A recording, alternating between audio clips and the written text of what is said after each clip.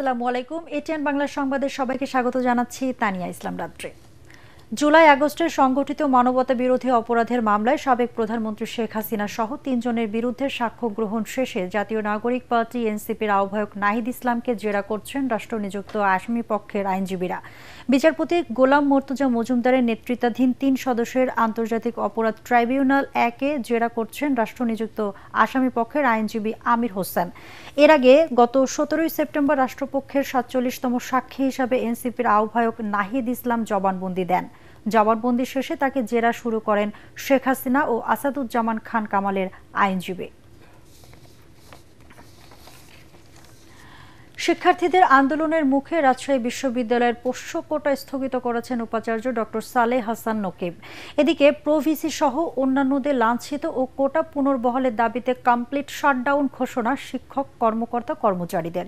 এতে অচল হয়ে পড়েছে বিশ্ববিদ্যালয়। অন্যদিকে এই আন্দোলনকে রাকসু নির্বাচন বানচালের ষড়যন্ত্র বলছেন ছাত্র নেতারা। এই পরিস্থিতিতে জরুরি সিন্ডিকেট সভা বসবে আজ। রাকসু নির্বাচনটাকে বানচাল করার জন্য যে কোনো ভাবে আসলে এই পরিস্থিতিটা সৃষ্টি করা হয়েছে। তাকে সিঁড়িতে ফেলে কিছু শিক্ষার্থী তাকে হেনস্থা বা লাঞ্ছিত করার চেষ্টা করেন। এটা ছাত্র শিক্ষকের সম্পর্ক হতে পারে না। আমরা জাতি হিসাবে ভবিষ্যতে কোথায় যাচ্ছি? এটা যদি আগামীকালের মধ্যে ফাইসালাটা না হয় তাহলে আগামী ২২ তারিখ থেকে এটা চলমান থাকবে। আজ সনাতন ধর্মাবলম্বীদের সবচেয়ে বড় ধর্মীয় উৎসব শারদীয় দুর্গোৎসবের শুভ মহালয়া। সকাল থেকে শুরু হয়েছে দুর্গোৎসবের ক্ষণগণনা। এর মধ্য দিয়ে দেবীপক্ষের সূচনা হলো। দেশের অন্যান্য পূজা মণ্ডপের মতো ঢাকেশ্বরী জাতীয় মন্দিরে মহালয়ার পূজা অর্চনা অনুষ্ঠিত হচ্ছে। এ সময় উপস্থিত ছিলেন ঢাকায় নিযুক্ত ভারতীয় হাই কমিশনার প্রণয় ভার্মা সহ ভুটান ও নেপালের রাষ্ট্রদূত।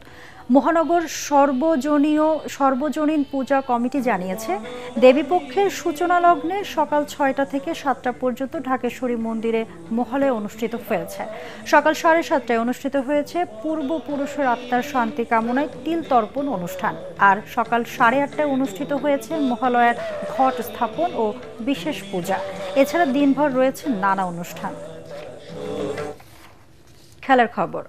শ্বাসরুদ্ধকর ম্যাচে শ্রীলঙ্কাকে ৪ উইকেটে হারিয়ে টি-20 এশিয়া কাপের সুপার 4-এর শুভ সূচনা করল বাংলাদেশ।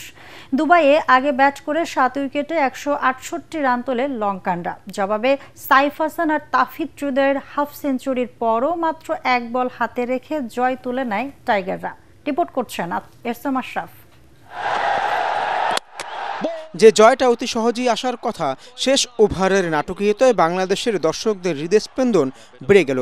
৬ বলে প্রয়োজন ৫ রান, এমন সমীকরণের সামনে দ্বিতীয় বলে ছক্কা মারতে গিয়ে বোল্ড জাকের আলী। সানাকার চতুর্থ বলে মেহেদী হাসানও সাজ ঘরে।